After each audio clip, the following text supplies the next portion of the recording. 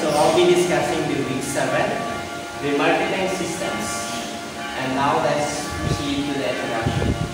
This presentation covers the essential components of a marketing information system and explores the microenvironment factors affecting business operations.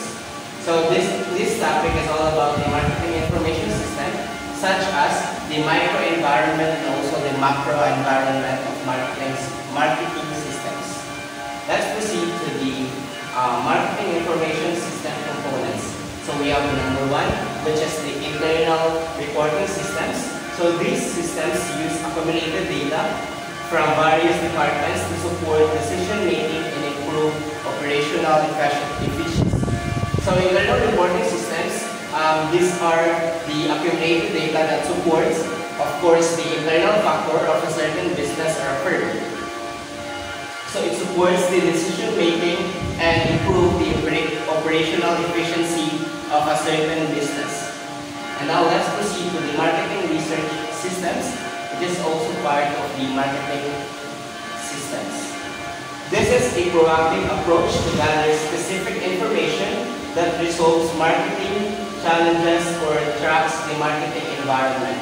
So of course, when we say marketing research systems, or from the word research itself, it is the gathering of specific information that resolves marketing challenges. So of course, di ba, pag natin research, natin dapat siya yung problem.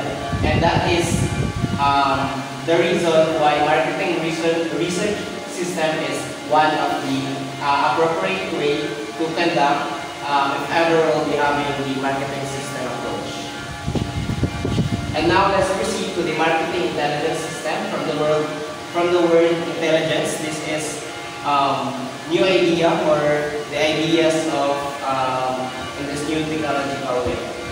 So these systems gather data from the environment using methods like unfocused scanning, semi-focused scanning, informal and formal searches to aid decision making. So this uses the different way of scanning. So in order for them to provide the best decision making from the marketing intelligence itself, this is one way, or this is part of the steps that will make your decision making best, especially in a certain business. And now let's proceed to the marketing environment, which is the microenvironment. We have the microenvironment actors or models. This is the model directly influencing the company's ability to serve customers, include management, the finance, the logistics, and also the operations department. So for the management, we have also especially the HR management, the marketing management, and also we also have the finance management here, and the logistics and operation department. So we have the number 2, which is the suppliers and intermediaries. Suppliers provide critical resources, while intermediaries such as resellers and marketing agencies facilitate promotion and distribution. So suppliers provide here the critical resources for a certain business or supplies for a certain firm, while intermediaries here, such as the resellers or the marketing agencies, it provide or facilitate the promotion and also the distribution, especially when it comes to marketing. Yeah, it's about the marketing and the promotion itself. And also we have the customer markets. So customers include consumer, business reseller, government, and international markets, forming the core of any business. So without the customer, business will not run, because di ba, ano yung major part or heart sa business is the customers or the consumers itself.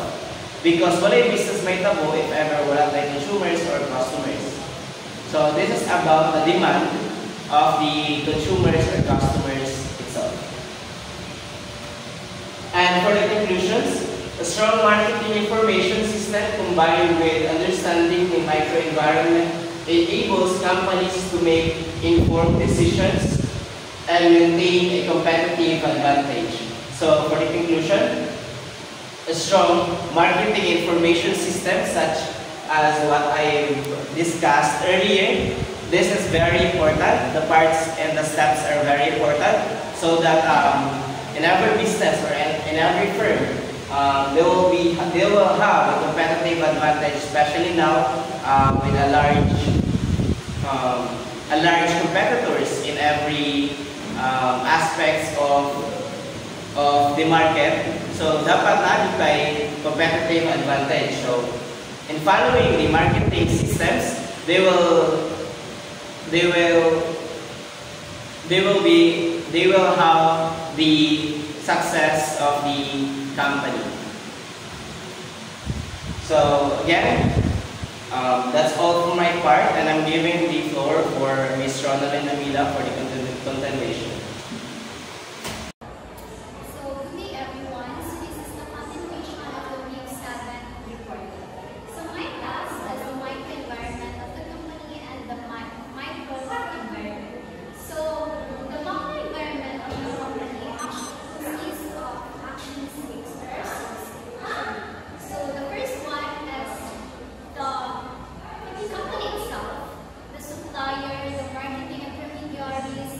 The